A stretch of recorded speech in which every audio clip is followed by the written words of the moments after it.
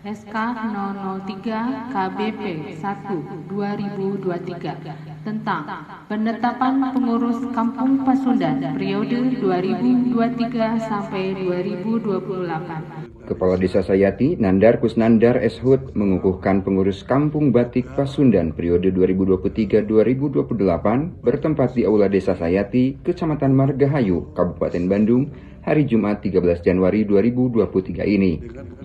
Dalam kesempatan tersebut, Dr. Anda Irianti MPD dikukuhkan sebagai ketua dan Febi Wibisana sebagai sekretaris Kampung Batik periode 2023-2028. Dengan mengucapkan Bismillahirrahmanirrahim, penetapan pengurus Kampung Batik Pasundan periode 2023-2028, dengan ini saya nyatakan resmi dikukuhkan.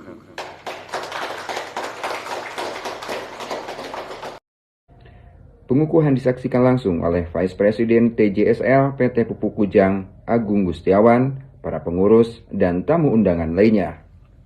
Pengukuhan ditandai juga dengan penandatanganan dan penyerahan SK Pengurus Kampung Batik periode 2023-2028.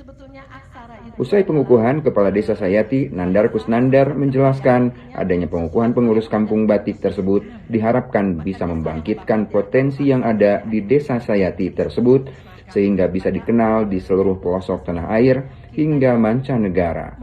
Berikut wawancara selengkapnya, tim Harmoni bersama Kepala Desa Sayati, Nandar Kusnandar. 2023-2028. Hal ini mendorong agar bahwa potensi yang ada di Desa Sayati ini bisa dikenal, bukan hanya di Desa Sayati, di Kabupaten Bandung ataupun di Indonesia.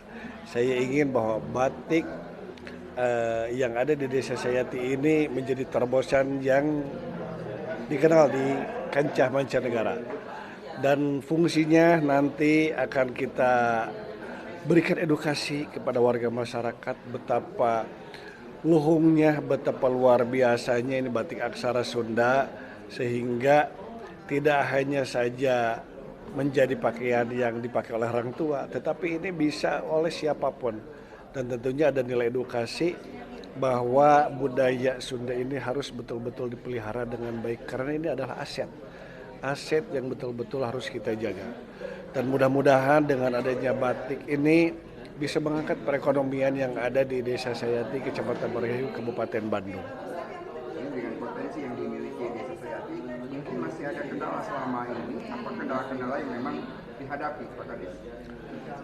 Banyak sekali kendala yang tentunya akan kita coba sedikit demi sedikit, kita akan cari solusi.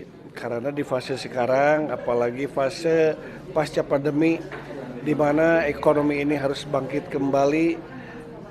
Pertama, yang keduanya kendala-kendala terkait dengan pemasaran, terkait dengan produksi apapun ini sedang kita susun. Dan yang paling terpenting supaya pemerintah itu melirik bahwa ini adalah bukan hanya saja ingin mengangkat ekonomi, tetapi ingin mengangkat budaya yang ada di Indonesia. Mudah-mudahan kendala ini sedikit demi sedikit bisa kita cairkan, bisa kita carikan solusi, sehingga bisa menjadi sesuatu hal yang banyak manfaat, bukan hanya untuk tataran di warga masyarakat, tetapi untuk bangsa juga.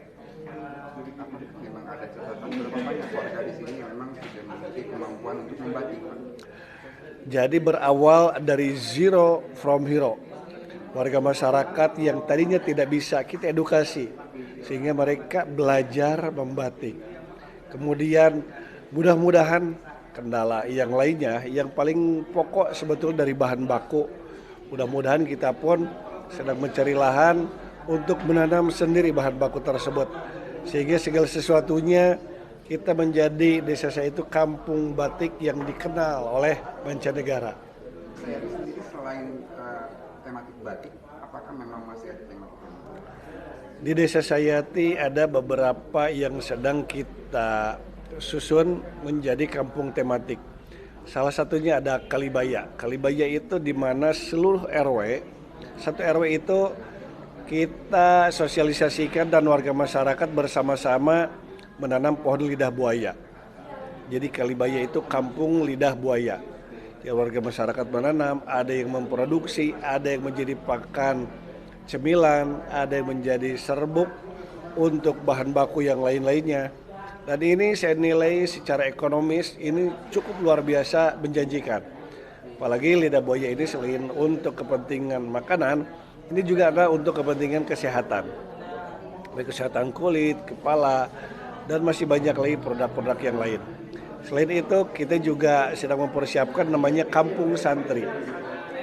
Nah, kebetulan alhamdulillah yang sudah kita kukuhkan hari ini itu Kampung Batik.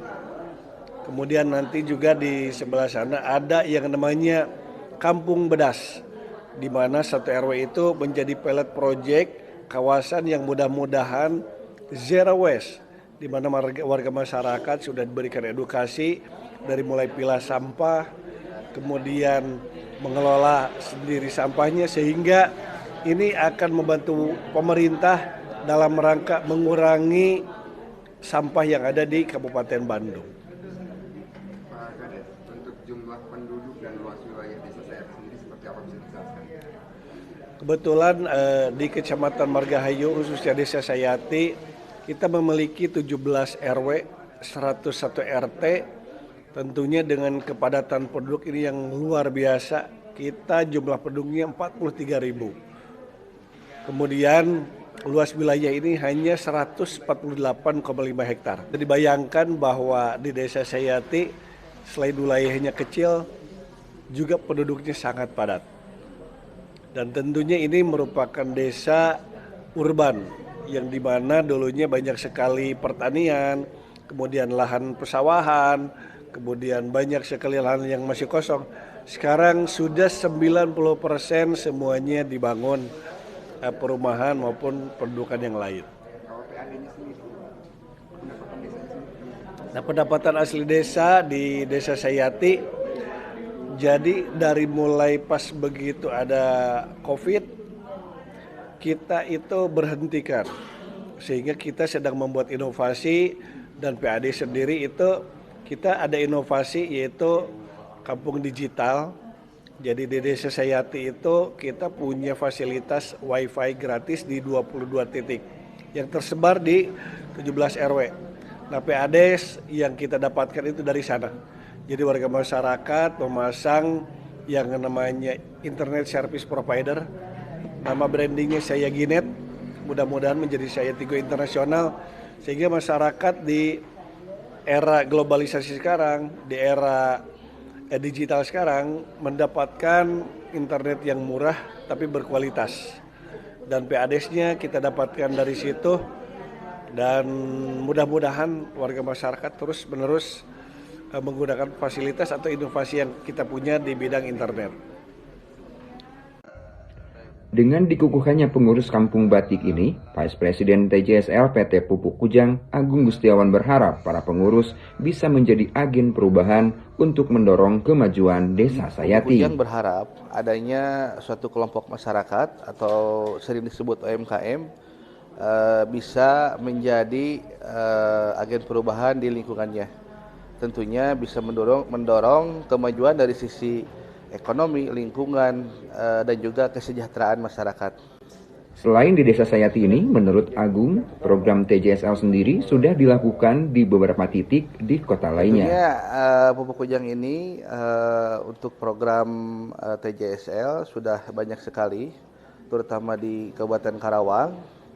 Ini sudah banyak sekali ya, gitu. Tentunya ini ke beberapa kali lah. Gitu. Untuk Kabupaten Bandung sendiri itu sudah dilakukan program TJSL di Kecamatan Pasir Jambu, Kertasari, Pangalengan, dan juga di Kecamatan Margahayu, Desa Sayati ini.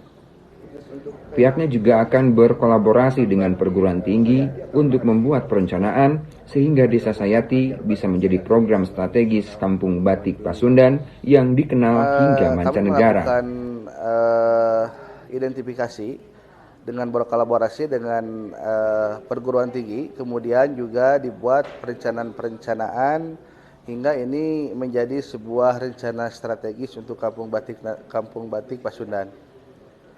Sementara itu, Ketua Pengurus Kampung Batik Pasundan periode 2023-2028, Dr. Anda Erianti MPD berterima kasih kepada PP Pupuk Kujang yang ikut mendukung upaya melestarikan warisan budaya Indonesia melalui Kampung Batik Pasundan ini. Dan berikut wawancara selengkapnya. Sendiri dengan adanya silaturahmi dan dukungan-dukungan dari orang-orang yang memang tadi memiliki motivasi ya untuk berbagi dengan manusia-manusia lainnya, terutama sekali ya tadi dengan masalah budaya ya, karena memang budaya adalah sesuatu yang memang harus kita lestarikan dan kita harus mewariskan kepada generasi-generasi penerus. Kebetulan ya, karena kita mengangkat batik ini adalah berkarakter dari keaksaraan, kita melestarikan filosofi kesundaan dari leluhur kita sebelumnya, dan kita juga menggunakan bahasa dan kita mengangkat sastra Sunda, dan alhamdulillah Pupuk Kujang memang beliau tertarik ya dengan konsep ini, dan saya hari ini sangat bahagia banget ya dengan adanya Pak Kades juga ya sebagai pemangku kebijakan ya, dia juga tertarik dengan hal-hal yang berkaitan dengan budaya. Alhamdulillah. Bunda, dengan potensi kemudian juga sumber daya yang ada di Sayati sendiri, bagaimana Bunda melihat prospek ke depan untuk batik Pasundan ini? Saya lihat masyarakat Desa Sayati itu masyarakat yang sangat heterogen ya, karena desa tidak ya, ke kota juga tidak, tapi peralihan kota dan desa, dan di sini banyak pendatang. Dan saya juga melihat di sini masyarakatnya sangat maju, karena ketika saya datang ke sini tahun 95 dengan sekarang tahun 2003, saya sudah melihat banyak sekali perubahan ya, terutama sekali di bidang perekonomian. Itu sangat luar biasa. Jadi ini prospeknya, karena batik ini adalah mengangkat nilai ekonomi kerakyatan, dan ini saya kira prospektif ya, masyarakatnya kreatif, dinamis, dan inovatif. Saya lihat seperti itu. Kadesnya juga sangat luar biasa. Di lokasi yang sama, Sekretaris Pengurus Kampung Batik Pasundan, Feby Wibisana, menambahkan pihaknya akan segera memberikan pelatihan membatik kepada warga Desa Sayati dan pelatihan kerajinan tangan lainnya. Kita akan melatih dulu. Pertama, program kita itu melatih masyarakat dari mulai anak-anak muda, baik laki-laki atau perempuan, sampai ke ibu-ibu atau bapak-bapak, untuk bersama-sama kita membuat batik gitu. Jadi pelatihan dulu. Nanti setelah itu, setelah mereka sudah bisa proses pembuatan batik itu seperti apa, nanti kita akan selain batik ke handicraft juga. Jadi ada mulai dari tumbler, kemudian tote bag, kerudung, dan juga kerajinan-kerajinan tangan lainnya dari bahan kayak ukir kayu gitu. Jadi kita tidak hanya fokus di batik aja, tapi semua ornamen kerajinan kita desain seperti ditambah dengan batik gitu. Kayak ukir kayu itu tetap menggunakan filosofi Sunda. Jadi semua produk kita itu menggunakan filosofi Sunda. Jadi dalam rangka mewujudkan atau merealisasikan Perda Jabar nomor 14 tahun 2014 tentang pelestarian bahasa, sastra, dan aksara daerah. Ya, jadi produk kita itu dari mulai batik, kerudung, tumbler, kemudian tote bag, sampai ke ukir kayu gitu.